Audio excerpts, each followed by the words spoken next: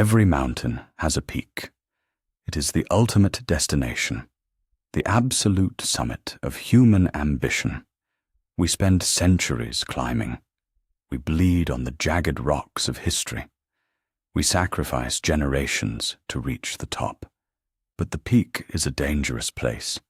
The air is thin, the ground is narrow, and there is nowhere left to go, nowhere but down. This is the apex paradox. It is the most terrifying phenomenon in human history. It is the hidden psychological trigger that destroys great empires. It does not come from outside invaders. It does not come from sudden natural disasters. It comes from within. It is a subconscious urge for ruin. It awakens at the exact moment of total victory. Think of the human brain. We are wired for the struggle. Our neurology demands a challenge. Dopamine floods our system during the hunt. It pushes us through war. It drives us through famine. It forces us to innovate, to survive, to conquer. But what happens when the hunt is over? What happens when the empire spans the known world? The dopamine stops. The collective psyche of a civilization suddenly faces a terrifying void. The struggle gave us meaning. The victory brings only emptiness. Alexander the Great wept when he saw the limits of his empire. He did not weep for joy. He wept because there were no more worlds to conquer. His psychological engine ran out of fuel. His empire fractured almost immediately after his death. This is not a coincidence. It is a biological inevitability. Look at Rome at the height of its power. The year is 117 AD. Emperor Trajan has pushed the borders to their absolute limits. The Mediterranean is a Roman lake. The legions are undefeated. The wealth of the world flows into the capital. It is the absolute zenith of human achievement. Yet a shadow falls over the Palatine Hill. The elite have everything. Therefore they value nothing. The generations that built the empire are dead. The new generation inherits a finished world. They do not know the sacrifice of the climb. They only know the boredom of the summit. Boredom is a lethal poison to a ruling class. It breeds a desperate craving for stimulation. When external enemies are defeated, the mind invents internal ones. Factions form. Paranoia takes root. The elite begin to tear down the pillars of their own society. They do not do this consciously. They do it because their brains are starving for the friction of conflict. This is the core of the apex paradox. The subconscious mind fears stagnation more than death.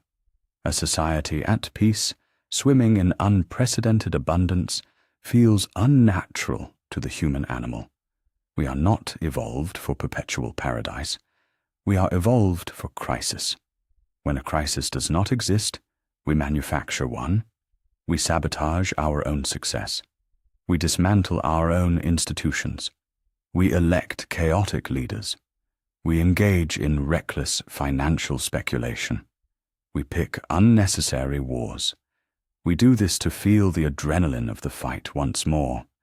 The subconscious urge for ruin is a desperate attempt to reset the game, to clear the board, to return to the familiar territory of the struggle. The builders create the empire. The maintainers inherit the empire. The destroyers dismantle the empire. This cycle repeats with flawless precision. The apex is not a plateau. It is a razor edge. You cannot balance there forever. The moment a civilization declares itself eternal, it signs its own death warrant. The arrogance of the peak blinds us to the abyss below. We mistake the end of the journey for a permanent state of being. But the human mind rebels against permanence. It craves the dramatic arc. It demands a climax and a fall. The subconscious urge for ruin is the author of this fall. It whispers in the ears of emperors. It infects the minds of senators. It spreads through the populace like a silent virus. It turns the greatest triumphs of human engineering into the instruments of human demise. We build our towers to the heavens, and then, driven by a dark, unacknowledged instinct, we strike the match that burns them to the ground.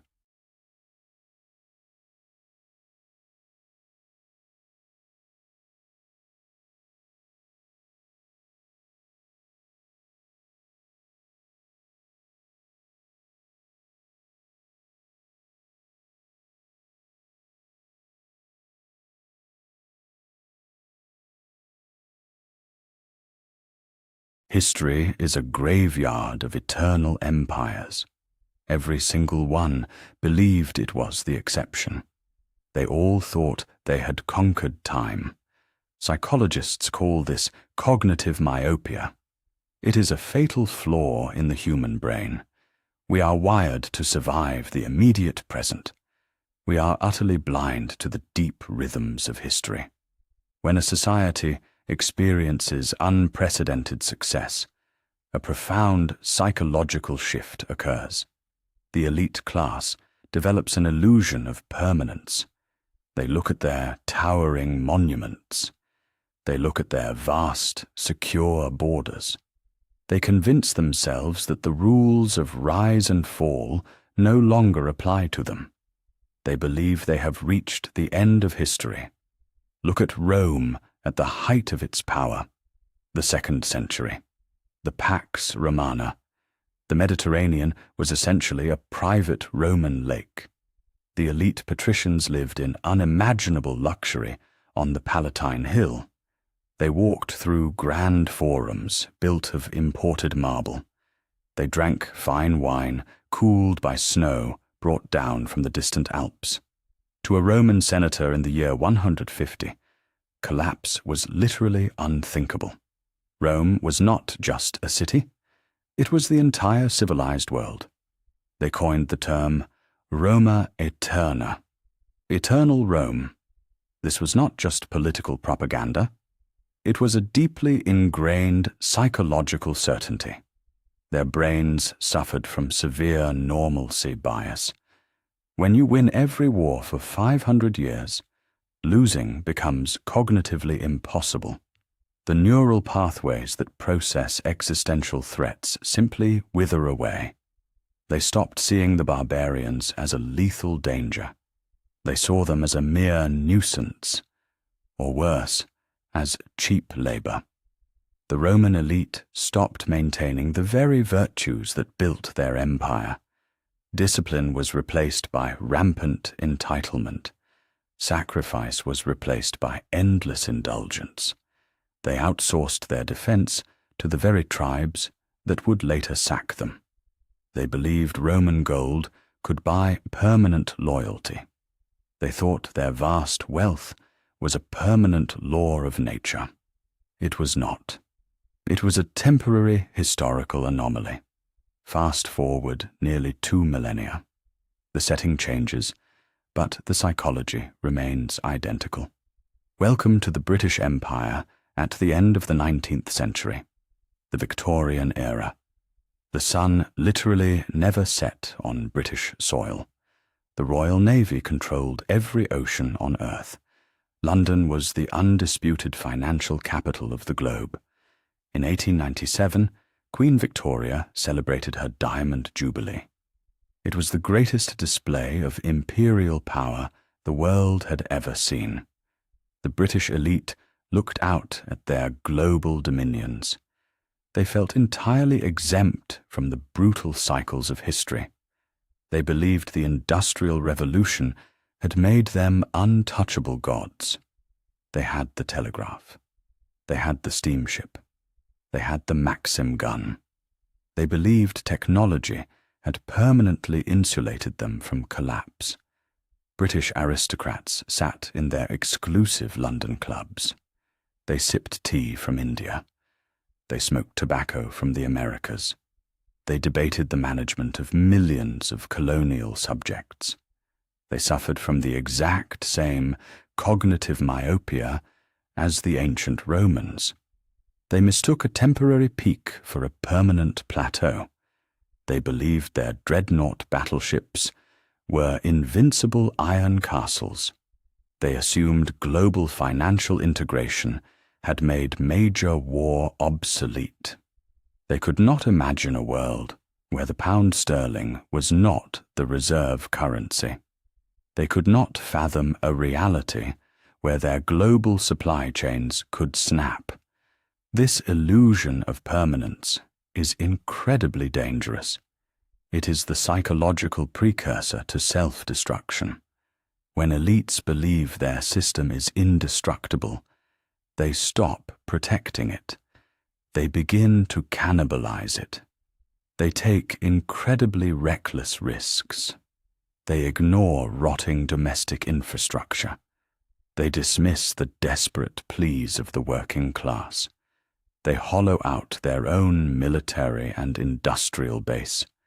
Why maintain the deep foundations of the house if you believe the house can never fall? This arrogance creates a massive, fatal blind spot. The elite become entirely disconnected from the fragile reality of their own survival. They build an intellectual fortress of absolute delusion. They surround themselves with sycophants. They mock anyone who warns of approaching storms. They convince themselves that their wealth and power are ordained by divine right or by evolutionary superiority. They lose the paranoid, hungry edge that built their empire in the first place. Hunger builds empires. Arrogance destroys them. The Romans and the British both forgot a fundamental truth. History grants no exemptions. Time is undefeated. The longer an empire sits at the absolute pinnacle of power, the more completely its leaders lose touch with reality. The illusion of permanence becomes a psychological poison. It paralyzes the very survival instincts needed to prevent the coming collapse.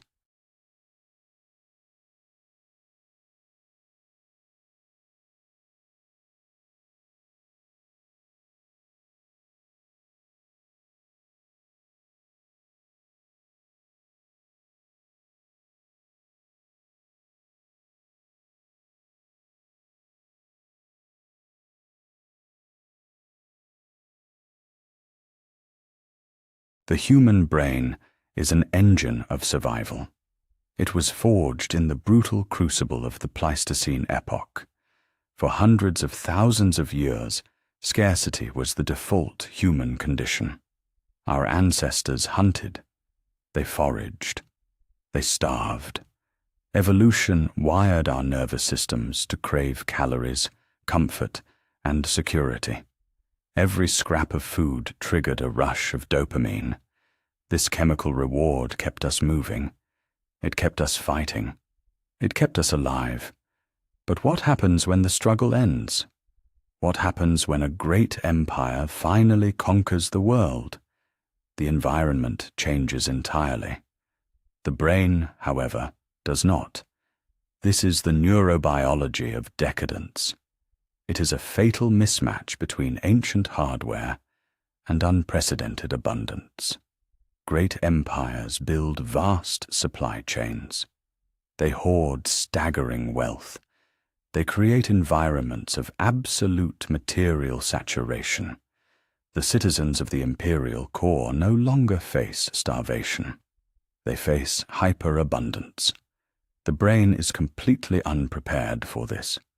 Dopamine is not designed for endless pleasure. It is a motivation molecule.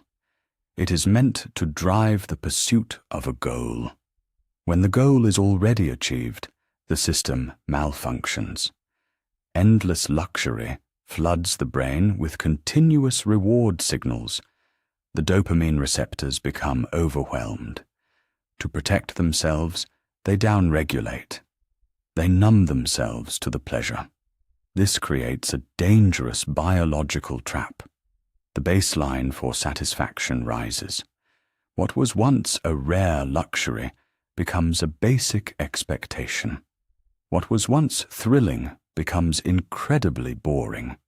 This is the hedonic treadmill. Empires run on it until they collapse. To feel anything at all, the citizens require extreme stimuli. Look at the Roman Republic. The early Romans were famously stoic. They valued discipline. They glorified hardship. They conquered the Mediterranean through relentless grit. But victory brought unimaginable wealth. Grain flowed from Egypt. Spices arrived from India. Gold poured in from conquered territories. The Stoic Republic transformed into a decadent empire. The elite abandoned the battlefield for the banquet hall. Roman aristocrats hosted feasts that defied logic. They served flamingo tongues. They ate roasted ostrich. They drank wine laced with crushed pearls. This was not mere gluttony. It was a desperate neurochemical chase. Their brains demanded ever-increasing stimulation just to feel alive. When food is no longer enough, the bored mind seeks violence. The gladiatorial games grew more massive. They grew more bloody. The Colosseum became a machine for mass dopamine extraction. The populace cheered for slaughter simply to break the monotony of a perfectly secure existence. This biological numbness infects the entire society. The prefrontal cortex is the part of the brain responsible for long-term planning. It requires friction to stay sharp. Without struggle, it atrophies. The drive for societal preservation evaporates. Why defend the borders when the bathhouses are warm? Why innovate when the granaries are full? The survival instinct dissolves in a pool of manufactured comfort. We see this across history. The later Ottoman sultans retreated into the gilded cages of their palaces. They abandoned military campaigns for the sensory overload of the harem. The French aristocracy of the 18th century played shepherd dress-up at Versailles. They drowned out the rumblings of revolution with endless parties. In the mid-20th century, a scientist named John Calhoun built a perfect utopia for mice. He gave them unlimited food. He gave them total safety from predators. The result was not paradise. It was a behavioral sink. The mice stopped breeding. They stopped defending their territory. They obsessed over grooming themselves. They entirely lost the instinct for survival. The colony collapsed. It collapsed not from starvation, but from absolute abundance. Human empires follow the exact same biological script. Abundance destroys the very traits that created it. The struggle builds resilience. The victory brings comfort. The comfort breeds apathy. The apathy invites destruction. The citizens of an apex empire lose their tolerance for pain. They lose their capacity for sacrifice. Their nervous systems are hijacked by pleasure. They become addicted to their own high standard of living. They cannot fathom giving it up, yet they lack the willpower to defend it. Decadence is not a moral failing. It is a neurobiological disease. It is the terminal stage of success. The empire eats itself from the inside out. It drowns in its own honey. The barbarians do not need to break down the gates. The guards are simply too comfortable to lock them.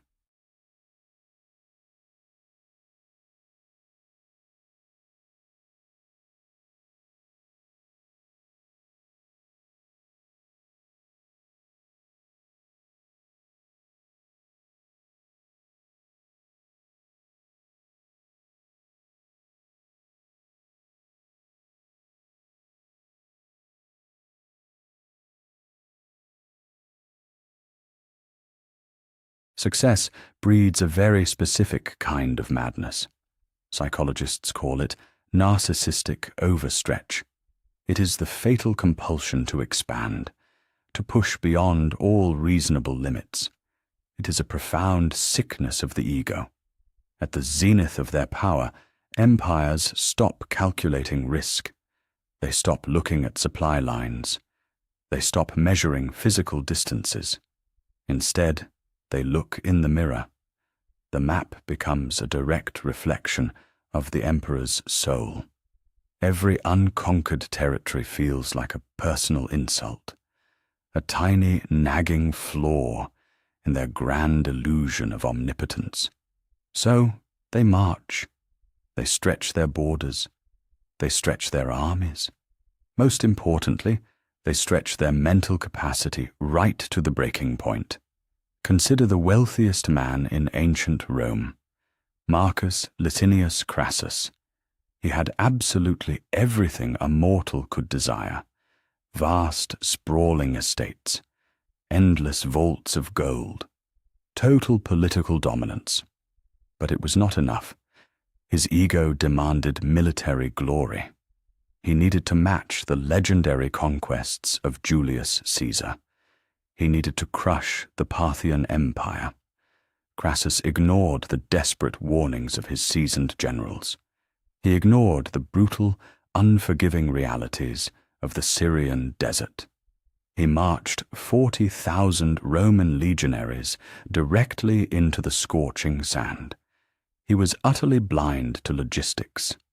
His narcissism completely erased the physical world. He believed his wealth and status made him immune to the laws of nature. At the Battle of Carrhae, that grand illusion shattered. The Parthian horse archers surrounded his army. They slaughtered his exhausted, desperately thirsty men. Crassus was captured. Legend says the Parthians poured molten gold down his throat.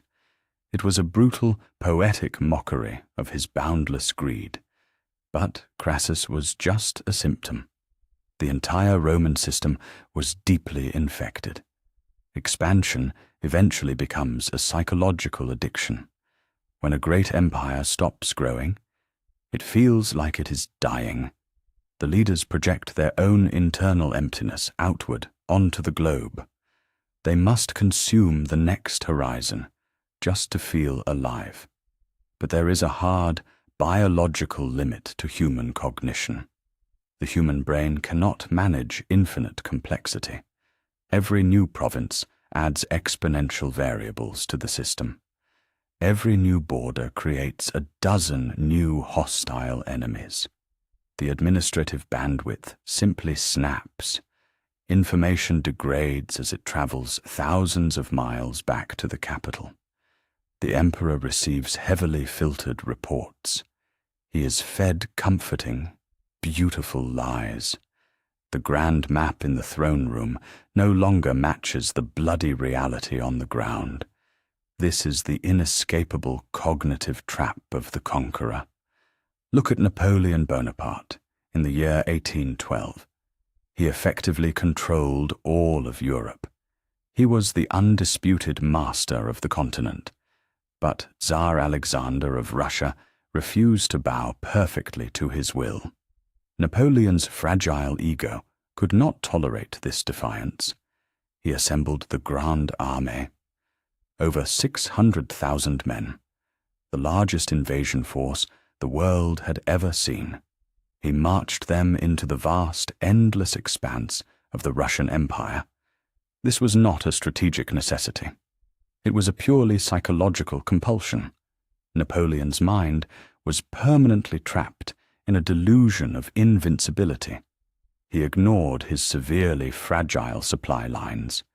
He ignored the sheer, terrifying scale of the Russian landmass.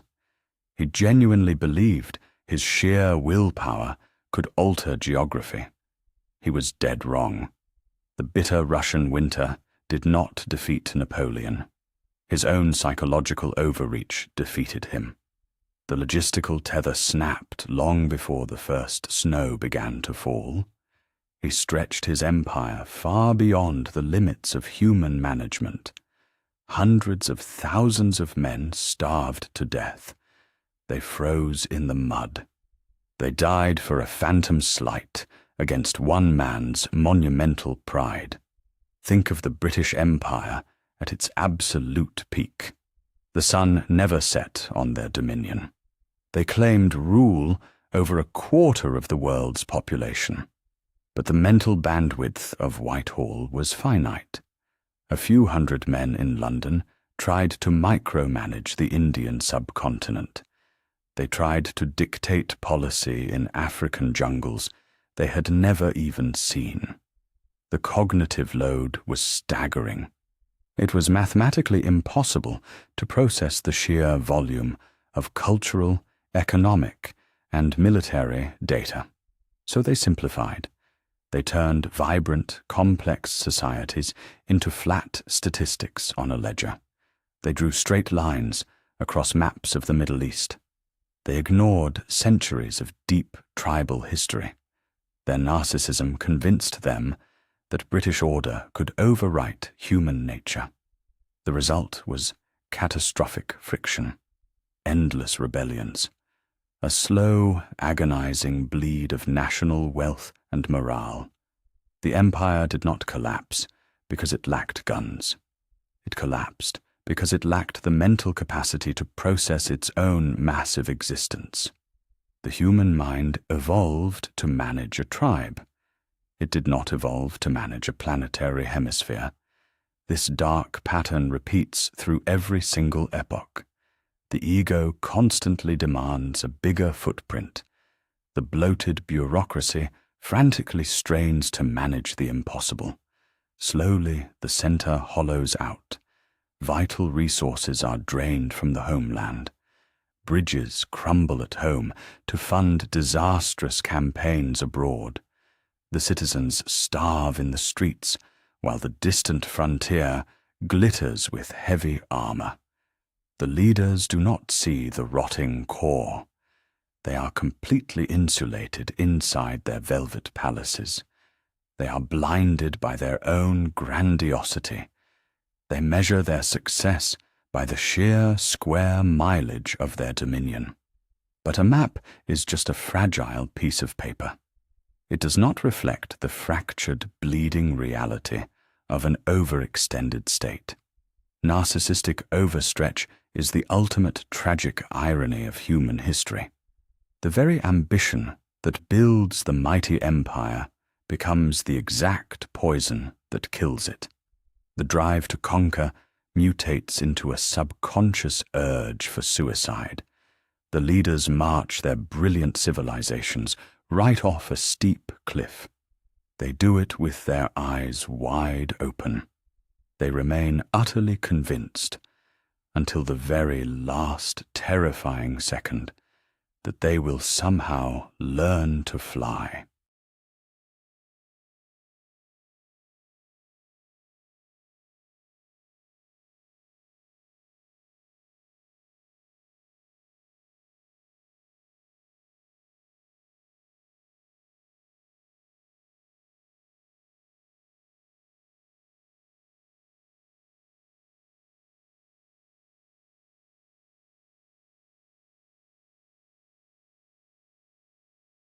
Empires are built by visionaries.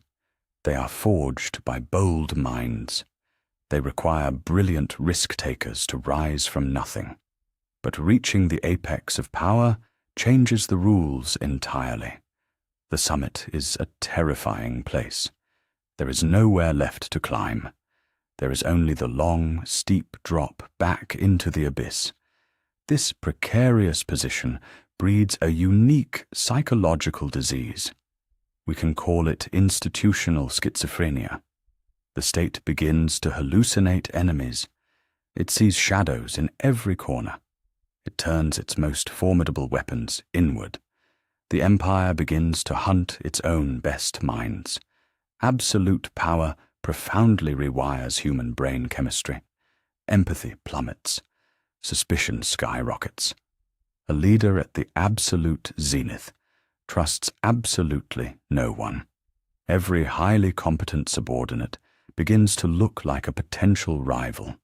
Brilliance suddenly becomes a liability. Innovation is suddenly viewed as a form of treason. The leadership develops a fatal, paranoid delusion. They believe the status quo can be permanently frozen. They decide that absolute control is far more important than adaptation. This is a lethal miscalculation. It marks the beginning of the end. Look back at the blood-soaked halls of ancient Rome. Consider the reign of Emperor Nero. Rome desperately needed strong generals to secure its incredibly vast borders. Gnaeus Domitius Corbulo was exactly that kind of man. He was an undisputed military genius. He was fiercely loyal to the state. He secured the volatile eastern frontier.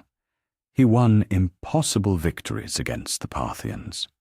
How did Nero reward this unparalleled service? With a swift death sentence. Corbulo was simply too good at his job. His immense popularity and raw competence terrified the paranoid emperor. Nero ordered his best general to commit suicide. Corbulo obediently fell on his own sword. In a single stroke, Rome lost its greatest living defender.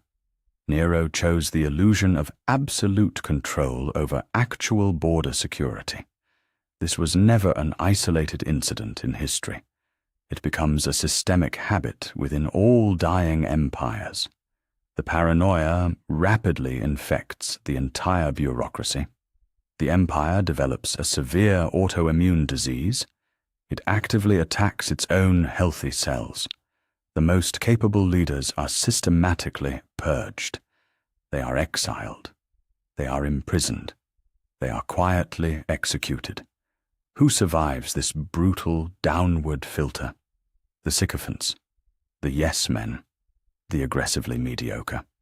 Extreme mediocrity becomes the ultimate survival strategy. If you show no ambition, you pose no threat to the crown. If you have no original ideas, you cannot challenge the ruling orthodoxy. The grand institutions slowly fill up with hollow men. We see this exact pattern echo across the centuries. Look at the Soviet Union in the late 1930s. Joseph Stalin engineered the infamous Great Purge. He was utterly consumed by the paranoia of power. He systematically decimated the Red Army High Command. He targeted his most brilliant military minds. He executed Marshal Mikhail Tukhachevsky. Tukhachevsky was a visionary. He pioneered modern mechanized warfare. His genius was a direct threat to Stalin's fragile ego. Stalin murdered thousands of his most experienced officers. He replaced them with deeply loyal, utterly incompetent political hacks. When Nazi Germany finally invaded, the Soviet military was virtually brain dead. Millions of innocent people died because of this institutional schizophrenia. The state had intentionally lobotomized itself. When the visionaries are purged, the empire goes completely blind. Navigating a crisis requires highly creative solutions. It requires brave individuals who are willing to speak hard truths. But the paranoid state has strictly outlawed the truth. The supreme leader lives inside an impenetrable echo chamber. The sprawling bureaucracy feeds him only positive news. The vital data is routinely manipulated. Catastrophic failures are quietly covered up. The elite leadership becomes entirely detached from material reality. They mistake the terrified silence of their subordinates for genuine harmony. In truth, it is the silence of the graveyard. This is the ultimate tragedy of institutional schizophrenia. The empire violently destroys its own immune system. It kills the very visionaries who could navigate the rapidly approaching storms. The massive ship of state sails directly into a hurricane, but the paranoid captain has executed all the skilled navigators. He has intentionally smashed the compass. He has surrounded himself with smiling fools who praise the beautiful weather. The empire does not fall simply because the barbarians at the gates are overwhelmingly strong. It falls because it has systematically murdered its own saviors. It has actively chosen the warm comfort of paranoia over the abrasive friction of genius. And in doing so, it seals its own tragic doom.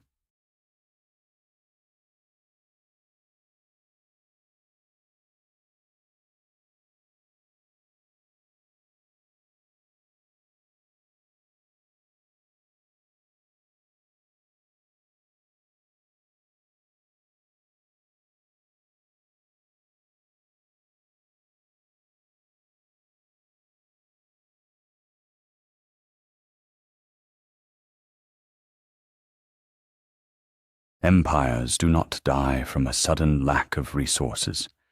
They die from a lack of shared reality. At the height of imperial power, a fatal psychological fracture occurs. The society splits. The common ground dissolves. The overarching myth that built the empire shatters. We call this the death of shared civic identity. It begins at the very top. The ruling class builds walls. Sometimes these walls are physical. Think of the opulent palace of Versailles. Think of the sprawling, fortified latifundia of the late Roman patricians. But the most dangerous walls are entirely mental. The elite retreat into impenetrable echo chambers. They stop interacting with the very people they govern. They speak only to each other. They read only the texts they endorse. They reward only the opinions they already hold. Psychologists call this epistemic closure. It is a terrifying phenomenon. The feedback loop of power becomes completely sealed. In this velvet-lined vacuum, groupthink flourishes. Dissent is no longer viewed as a necessary course correction. Dissent is treated as heresy. It is purged. What remains is a chorus of nodding heads. The leaders convince themselves the empire is thriving. They look out from their palaces and see only their own reflections.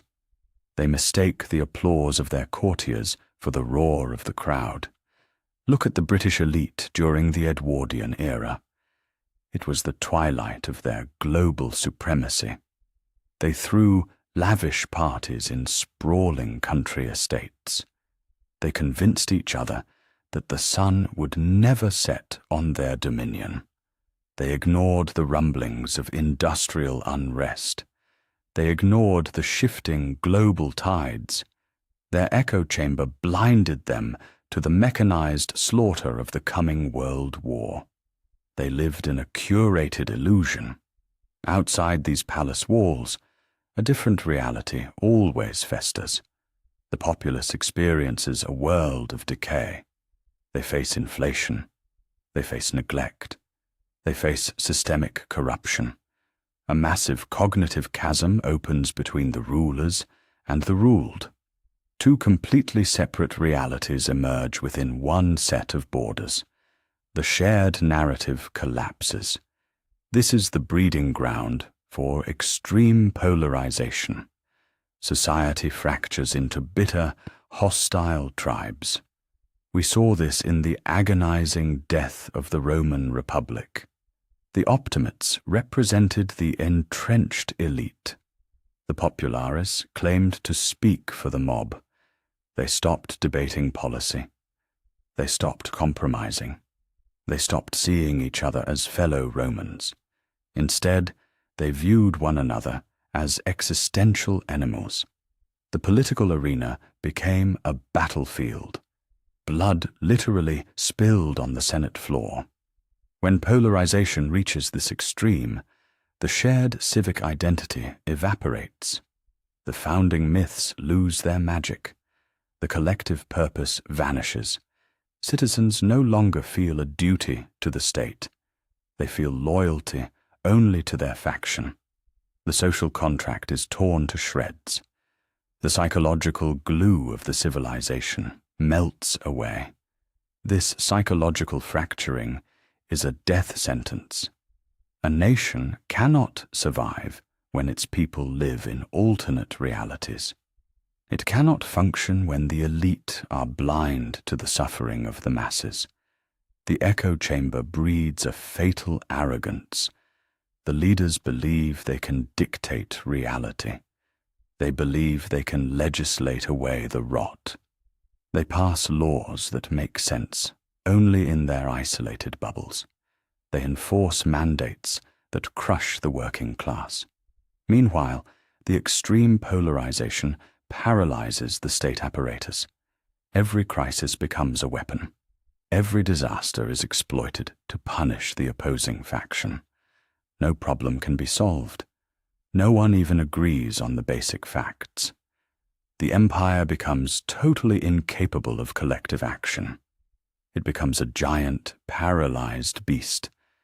The brain no longer communicates with the limbs. This is not an accident of history. It is a predictable psychological pathology. Unprecedented success breeds unprecedented isolation. Power isolates the powerful. It cuts the vital nerve endings of a society. The leaders lose their grip on the truth. The citizens lose their faith in the system. The shared reality shatters into a million jagged pieces. And an empire that cannot agree on what is real is an empire that has already fallen.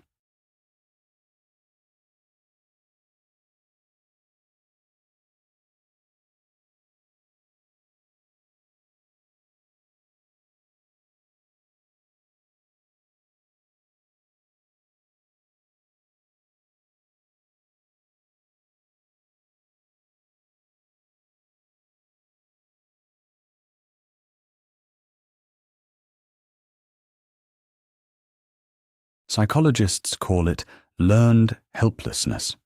It is a state of profound mental surrender. An animal shocked repeatedly stops trying to escape. It simply lies down. It accepts the pain. Empires do the exact same thing, but their cage is not made of steel. It is made of paper. It is made of endless, suffocating bureaucracy. Every great empire starts with simple, decisive action. Early leaders solve problems. Systems adapt quickly. But success breeds massive scale. Scale demands management. Slowly, the system grows. Layers of administration multiply. Departments overlap. Committees spawn subcommittees. The rules become a labyrinth. At its absolute peak, the empire becomes hypercomplex. It transforms into an administrative leviathan. No single human mind can fully comprehend it. This staggering complexity changes the human mind. It deeply alters the psychology of the civil servant. In the early days, a bureaucrat felt real agency. They could fix a broken aqueduct. They could dispatch grain to a starving province. But in a hyper-complex system, agency dies. Every single decision requires a dozen signatures. Every action violates some obscure, ancient protocol. Initiative is no longer rewarded. It is actively punished. The nail that sticks out is ruthlessly hammered down. The psychological result is absolutely devastating. Administrators learn that trying to fix the system is futile. They experience institutional, learned helplessness. They stop trying to actually solve problems. They only try to follow procedures. The goal is no longer to save the empire. The goal is to avoid blame. They push the paper. They stamp the form. They look the other way. A profound apathy infects the halls of power. It is a silent, creeping rot. Look at the twilight of the Roman Empire. The vast bureaucracy created by Diocletian was meant to save the state. It divided the empire into manageable pieces. It created strict hierarchies, but it quickly metastasized. By the 5th century, the Roman civil service was completely paralyzed. Tax collectors faced impossible quotas. Local magistrates were crushed by imperial edicts. When barbarian tribes crossed the frozen Rhine, the response was shockingly slow. Local leaders waited for orders from Ravenna. The orders never came. The system was too tangled. The bureaucracy froze. The empire bled out while clerks filed reports. We see the exact same paralysis in the late Ming dynasty. The imperial court in Beijing was a marvel of administrative complexity. Thousands of eunuchs and scholars managed the state, but the system was incredibly rigid. When famine struck the provinces, local officials were terrified to act without permission. They sent urgent memorials to the emperor. These documents took months to process. They languished on ornate desks. Rebel armies marched toward the capital. Meanwhile, the bureaucracy debated ceremonial rituals. They argued over protocol. They were trapped in a cage of their own making. They had learned to be entirely helpless. This is the ultimate tragedy of hypercomplexity. It guarantees a frozen crisis response. When a true existential threat arrives, speed is everything. Flexibility is survival. But a mature bureaucracy cannot flex. It can only shatter. The people inside the system see the disaster coming. They know the ship is sinking. But they do nothing. They wait for the committee to convene. They wait for the proper forms to be authorized. They convince themselves that the system will handle it. But the system is a phantom. It is just a collection of terrified individuals. Each one is waiting for someone else to act. This apathy is not laziness. It is a psychological defense mechanism. The human brain cannot process the sheer scale of the collapse. It retreats into the comforting illusion of procedure. It clings to the rules as the walls cave in.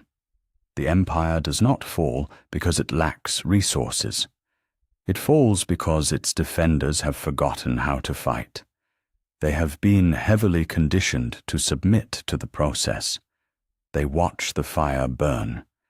They meticulously document the flames. And they do absolutely nothing to put it out.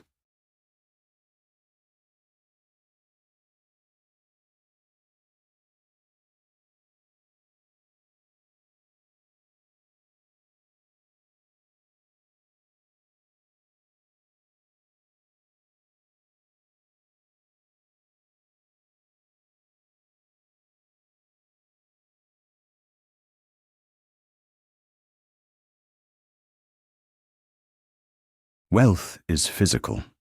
It is harvested grain. It is forged steel. It is the sweat of human labor. But aging empires always forget this fundamental truth.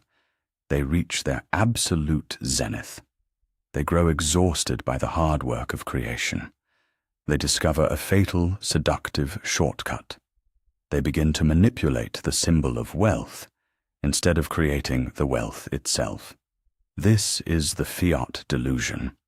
It represents a profound psychological break from material reality. Money is ultimately a shared hallucination. It requires absolute faith. In the early days of an empire, this faith is backed by tangible assets. It is backed by gold, land, and actual production. But as the empire rots from within, the ruling class panics. They need to fund endless wars. They need to pacify restless populations. They need to maintain an illusion of perpetual growth. They cannot produce enough real value to pay for it all. So they cheat reality. They detach their currency from the physical world. Look at the slow suicide of ancient Rome. By the 3rd century, the empire was bleeding out. Borders were stretched far too thin. The legions demanded massive, unsustainable pay raises. The emperors faced a stark choice: cut spending or cheat the math. They chose to cheat. They began clipping the coins.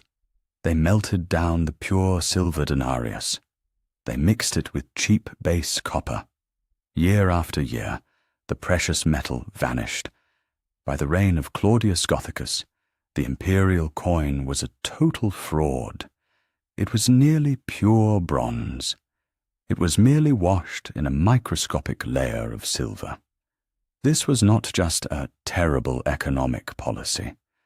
It was a mass psychological coping mechanism. It was state-sponsored denial. The Roman elite convinced themselves that value came from their royal decree. They genuinely believed their imperial stamp made the worthless metal precious. Emperor Diocletian took this delusion even further. He issued the edict on maximum prices. He literally tried to outlaw inflation. He threatened merchants with death for raising prices. He believed human decrees could overrule the laws of supply and demand. He was completely detached from the physical reality of his dying markets. Fast forward to the 16th century. Imperial Spain ruled the entire globe. They discovered a mountain of pure silver in Potosi. The wealth seemed truly infinite. Massive galleons poured into Seville. They were heavy with staggering treasure. But this unprecedented abundance triggered a terrible cognitive trap. The Spanish elite simply stopped working. They stopped innovating. They abandoned their domestic industries. Why build a factory? Why improve agriculture? You could simply buy everything from foreign nations. The silver felt like infinite magic, but it was a complete illusion. Spain suffered massive, crushing inflation. The cost of daily living exploded. The Spanish crown went bankrupt multiple times. They had all the money in the world, yet they possessed zero actual wealth. They had completely detached from the physical reality of production. This brings us to the ultimate seduction, the drug of infinite debt. Debt is a psychological time machine. It allows an empire to consume tomorrow's prosperity today. At the apex of power, financial elites develop profound temporal arrogance. They believe the future owes them its labor. They write endless promissory notes against unborn generations. The national ledger becomes a work of pure fiction. Extreme financial complexity masks deep structural decay. Elite bankers speak in abstract, mathematical jargon. They trade invisible derivatives. They package toxic debts. They build towering, fragile castles of paper. They sit in velvet-lined boardrooms. They never see the dying factory towns. They never visit the rotting bridges. They mistake the financial map for the actual territory. They confuse the glowing spreadsheet for the real world. But physics always wins. Nature does not care about imperial decrees. A piece of paper cannot heat a freezing home. A digital digit cannot bake a loaf of bread. The fiat delusion always ends the exact same way. The market suddenly wakes up. The collective hallucination shatters in an instant. The citizens look at the currency. They realize it is just paper. Panic sets in. The trust evaporates overnight. The empire learns a brutal, unforgiving lesson. You can print money. You can mandate prices. You can hide the debt. But you can never ever print actual time, energy, or matter.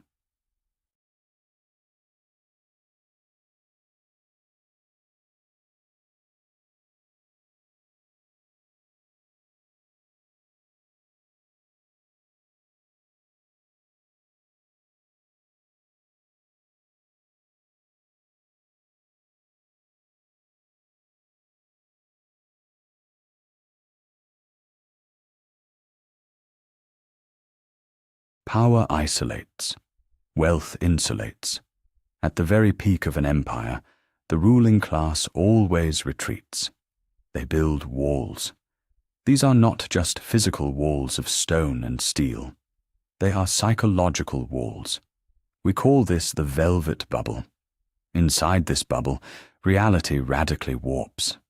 The daily struggles of the common citizen fade into a distant abstraction. Pain becomes a mere statistic. Mass hunger becomes a logistical footnote. This is the empathy deficit. It is a fatal neurological disconnect. It destroys great empires from the top down. Human empathy requires proximity. We need to see suffering to truly feel it. We require shared experiences to understand one another. But apex elites actively engineer their lives to avoid all discomfort. They travel in perfectly closed loops. They move from fortified palaces to private country estates. They glide from gated communities to exclusive global summits. They never smell the rotting garbage in the city streets. They never feel the biting cold of a winter fuel shortage. Over time, the human brain adapts to this artificial paradise. The mirror neurons wither. The capacity to simulate another person's pain shuts down completely. The elite mind becomes permanently sealed in a sensory vacuum. Look at France in the late 18th century. The Palace of Versailles was the ultimate velvet bubble. It was a masterpiece of architectural isolation.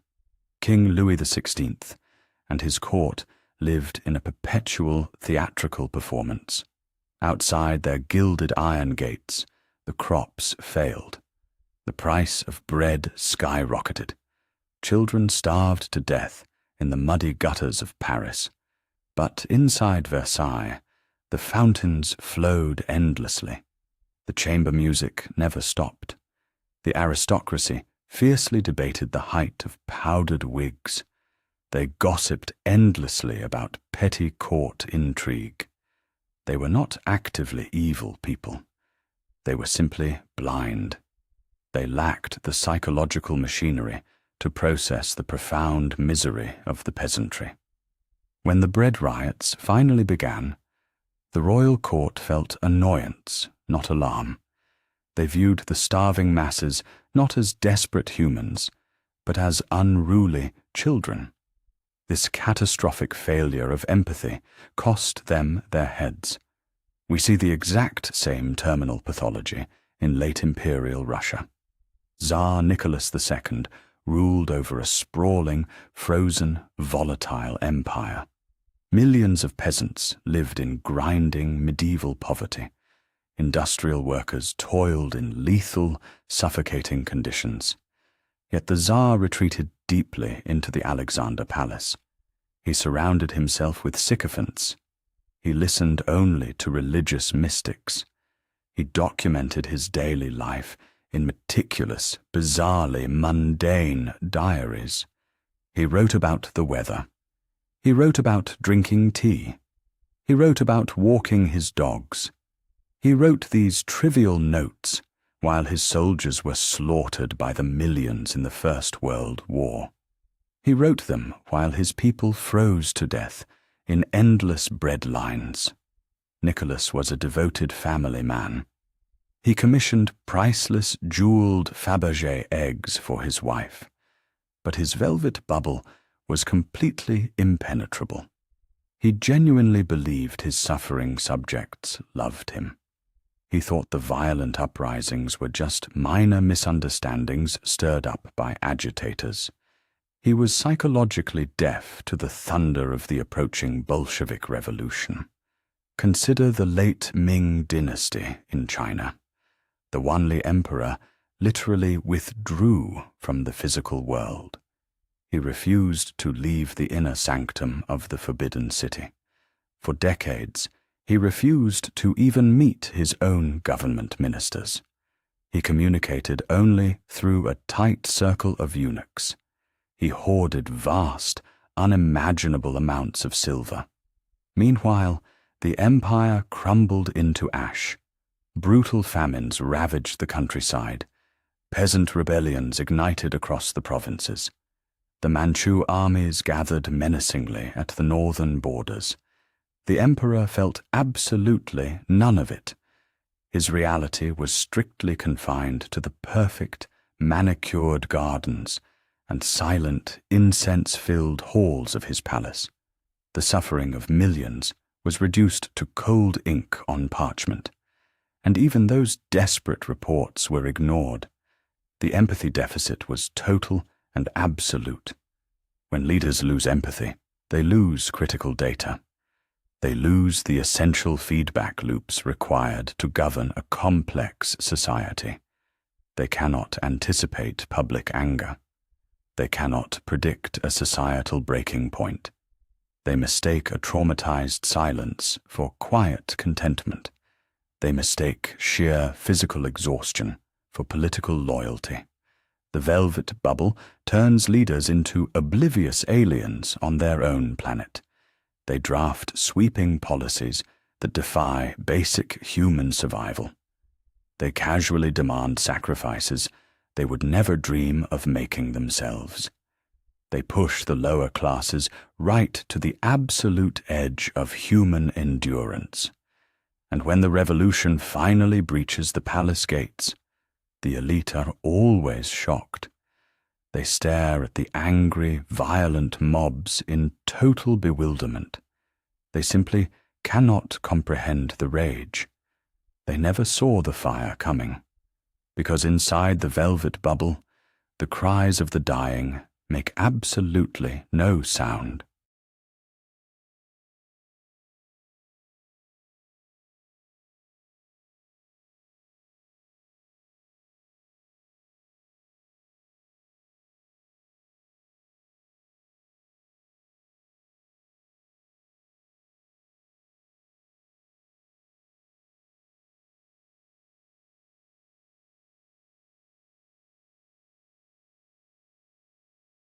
Empires do not die quietly. They die pointing fingers. Every failing superpower reaches a terrifying threshold. The internal systems simply stop working. The wealth evaporates. The infrastructure crumbles into dust. The leaders know it. The citizens feel it in their bones. But no one wants to look in the mirror. Facing the truth requires unbearable collective guilt. It demands a total, painful restructuring of society. So, the empire chooses a psychological defense mechanism instead. It chooses shadow projection. Carl Jung coined this term for individuals. He observed that people project their darkest, unacknowledged flaws onto others. What they secretly hate in themselves, they violently attack in a stranger. Now, multiply that psychological reflex by millions. A dying empire weaponizes this exact instinct. It builds a massive societal shadow. It projects its own terminal decay onto a convenient scapegoat. The scapegoat becomes the ultimate distraction. Complex systemic failure is terrifying. It is entirely abstract. You cannot punch inflation. You cannot arrest a collapsing supply chain. You cannot execute institutional apathy. Humans crave tangible enemies. We desperately need a face to hate. The elite understand this dark, psychological need. They feed it. They manufacture villains to mask their own incompetence. The weaponization of the scapegoat is a masterstroke of political survival. It redirects the raw rage of a starving populace. It unifies a fractured society under the banner of a fabricated holy war. Look at the twilight of Rome. The economy was paralyzed by hyperinflation. The silver currency was hopelessly debased. Political corruption was absolute. The state could no longer defend its own borders. Yet the elite did not blame their own endless greed. They did not blame their exhausting civil wars. Instead, they blamed the Christians. Later, they blamed the Goths. They blamed anyone who did not fit the traditional Roman mold. The emperors staged brutal public spectacles. They fed their scapegoats to the lions. The roaring crowds cheered with rabid enthusiasm. For a brief moment, the blood in the arena made them forget the rot in their homes. It was a psychological painkiller, but it cured absolutely nothing. Centuries later, the Spanish Empire repeated the exact same pathology. By the 17th century, Spain was suffocating. They had plundered endless silver from the New World. It triggered massive, uncontrollable inflation. Their domestic industries collapsed entirely. Their royal court was crippled by debt and blind decadence. How did the Spanish crown respond? They launched the Inquisition. They targeted the conversos. They expelled the Moriscos. They blamed minority merchants for the evaporating national wealth. They burned heretics at the stake. The flames illuminated the grand plazas. But those fires cast deep shadows over the real, systemic crisis. The scapegoats were exiled. The scapegoats were killed. Yet the Spanish treasury still went bankrupt. The empire still fell. This is the tragic irony of shadow projection. It accelerates the very collapse it tries to hide. Hunting scapegoats takes immense, frantic energy. It drains the last precious reserves of a dying state. The empire builds massive bureaucracies just to find and punish these imaginary enemies. Competent citizens are purged for lack of ideological purity. Paranoia becomes the official state religion. Neighbors report neighbors. The culture turns completely cannibalistic. The elite sit in their velvet bunkers. They watch the society tear itself apart. They believe they have successfully deflected the blame, but they have only destroyed their own foundation. A healthy society solves its problems. A dying society hunts for witches. The presence of a scapegoat is never a sign of strength. It is the ultimate symptom of terminal weakness. When an empire spends more time defining its enemies than fixing its roads, the end is near. The shadow cannot be fought. It is merely a reflection. The monster at the gates is an illusion. The real monster is the empire itself. It is eating its own tail. It is starving to death, and it is blaming the teeth for the hunger.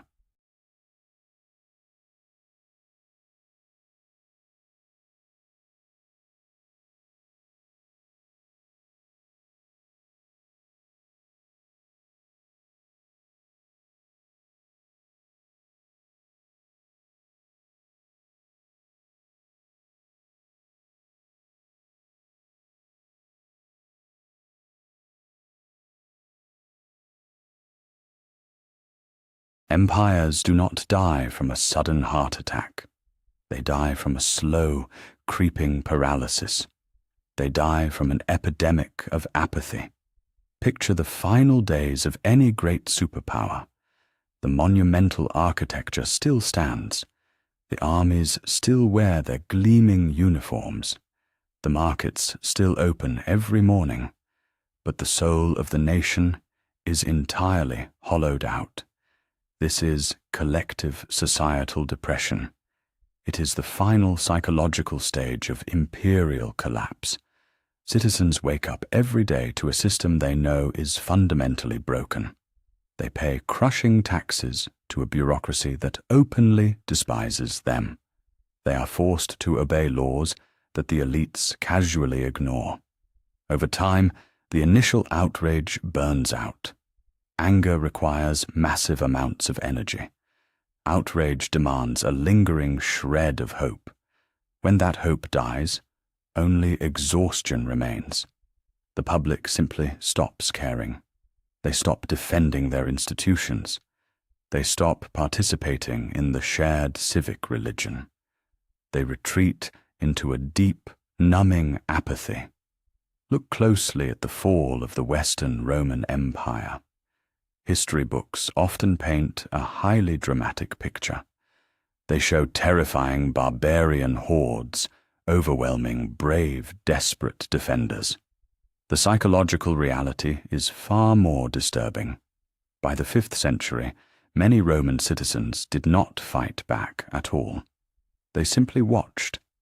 In some cases, they actually opened the gates. The daily burden of being Roman had become unbearable. Taxation was indistinguishable from extortion. The courts were hopelessly corrupt. The ruling class hoarded every scrap of wealth. Salvian the presbyter was a writer during this dark era. He documented a shocking, treasonous truth. Everyday Roman citizens were voluntarily fleeing across the borders. They actively sought refuge with the Goths and the Vandals. They preferred to live as poor but free men under barbarian rule. They refused to starve as debt slaves under Roman law. The glorious empire had become a suffocating prison. The terrifying invaders were quietly viewed as liberators.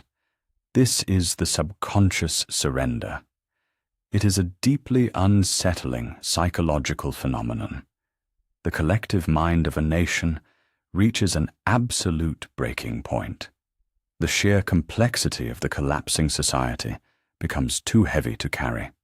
The human brain cannot process the endless, overlapping crises, the daily corruption, the relentless propaganda, the outright lies. So the brain simply shuts down. It embraces the void. There is a dark, secret relief found in the apocalypse. When the system finally shatters, you no longer have to pretend. You no longer have to service impossible debts. You no longer have to applaud the emperor's naked parade. The arrival of the barbarians at the gates ceases to be a nightmare. It becomes an eviction notice for a condemned building. The citizens watch their own walls crumble. Deep down, they feel a twisted, undeniable sense of peace. We saw this exact apathy in the twilight of the Soviet Union. The citizens knew the state was morally and financially bankrupt. They knew the evening news was a complete fabrication. They simply drank their vodka. They clocked in. They clocked out. They waited in silence for the inevitable end.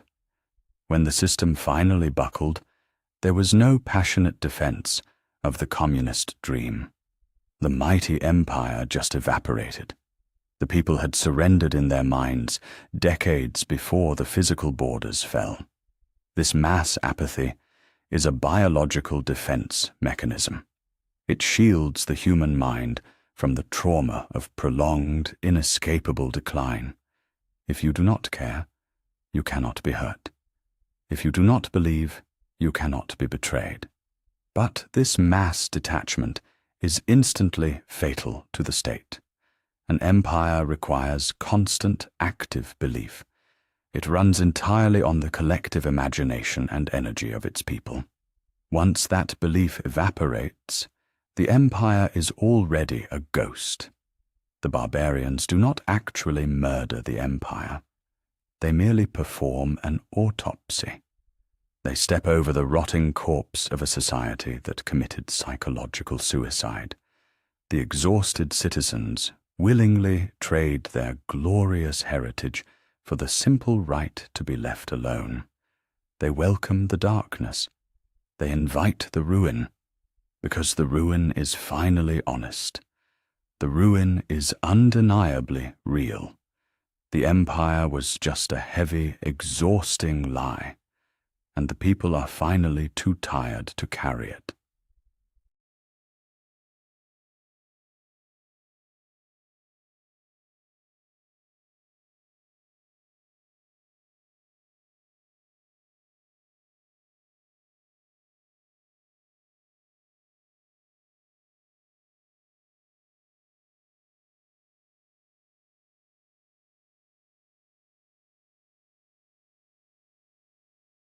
The Ouroboros is an ancient symbol, a serpent devouring its own tail. It is often dismissed as mere myth, but it is much more than that. It is a precise psychological blueprint. It maps the terminal phase of every great civilization.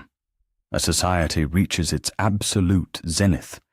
It runs out of external frontiers, so it turns inward. It begins to consume itself. Look around you today. The modern world order feels permanent. We have split the atom. We have mapped the human genome. We have connected billions through invisible digital webs.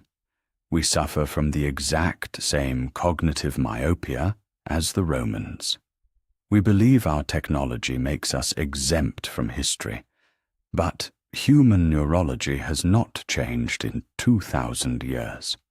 The hardware of our brains is identical to the citizens of Babylon. We are driven by the same ancient impulses, and we are currently displaying every psychological signature of collapse. Consider our relationship with the material world. It has completely fractured. This is the fiat delusion on a global scale. We have decoupled wealth from physical reality. We trade trillions of dollars in abstract derivatives. Algorithms execute trades in milliseconds. This wealth exists only on server farms. It is a shared hallucination. It mirrors the late Roman practice of clipping coins. They diluted their silver denarius. We dilute our fiat currencies. The psychological detachment is absolute. Our elites reside in a velvet bubble of privilege. They are entirely insulated from the consequences of their policies. This breeds a fatal empathy deficit. Leaders cannot feel the tremors of approaching revolution. They look at spreadsheets. They see rising gross domestic product. They do not see the hollowed-out industrial towns. They do not feel the crushing weight of infinite debt. They mistake the map for the territory. Now look at our civic identity. It is completely shattered. We are living through an era of fractured realities. In the past, empires fell when they lost a unifying myth. Today, we have engineered our own psychological splintering. We built algorithmic echo chambers. These digital spaces reward outrage. They monetize our deepest paranoias. We can no longer agree on basic objective facts. This is institutional schizophrenia in its purest form. We systematically purge competent visionaries. We replace them with ideological loyalists.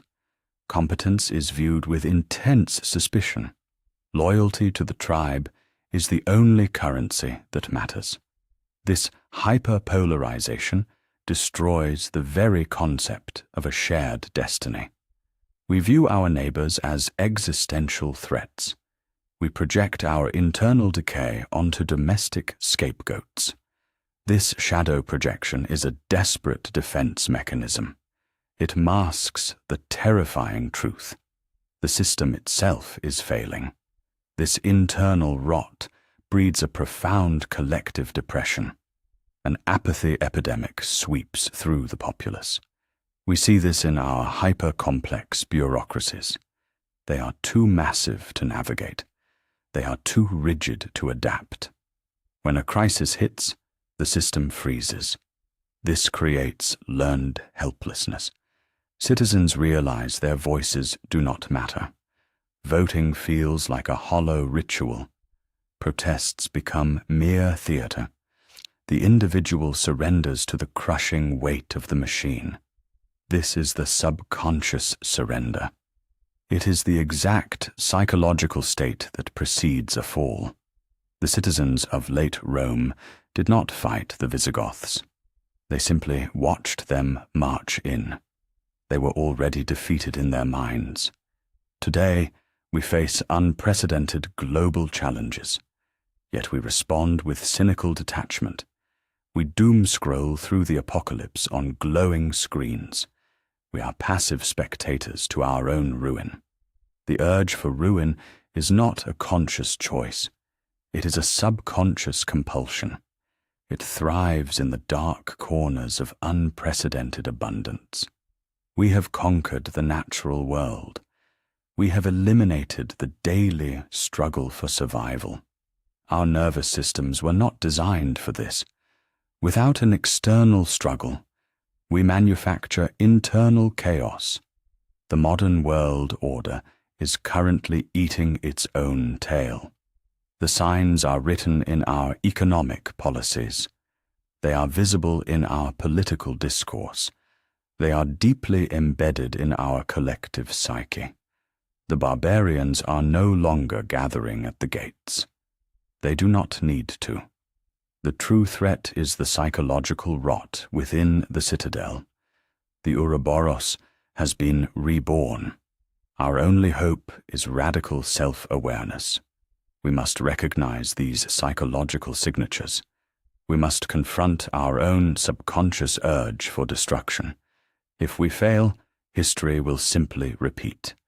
The modern empire will fall, and the serpent will finish its meal.